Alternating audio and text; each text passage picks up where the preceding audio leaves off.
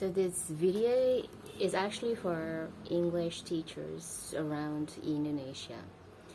We are English teachers teaching English, and English is our not even a second language for us. It is a foreign language, and so we don't get used to using English in our daily life, especially if you live in a small town just like this one. I live in Monogiri. That's a small town. People don't really care about English, right? And so today I started doing it from, if I'm not mistaken, Monday. And today I'm going to do the same thing. So I do this to my students. I call ulangan speaking, right? And there has been a kind of misconception about how to score your student speaking skill, right? And so they are given some chance to memorize what they're gonna talk about, and then they're gonna execute it. They don't speak. They memorize the words, the sense that they have constructed, and that's not speaking.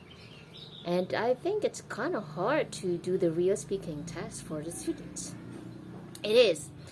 And so I had an idea, and I would like to share with you if it helped you, probably just a little, but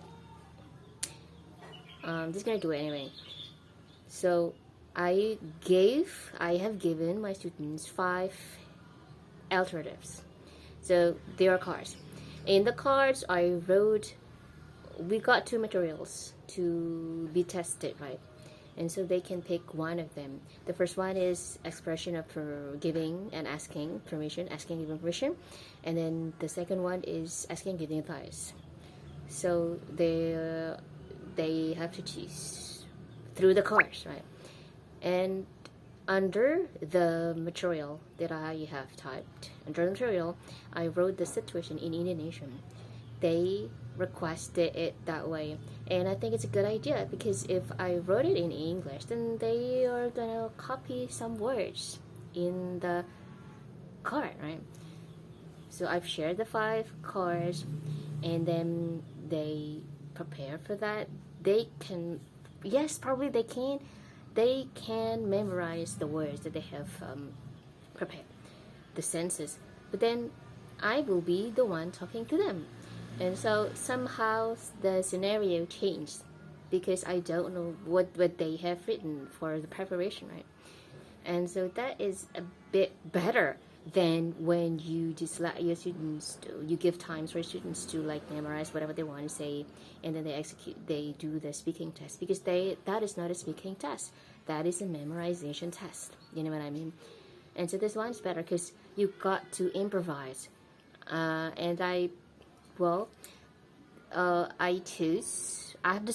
made up my mind that the one who's going to be talking to them is me, their teachers, not their friend.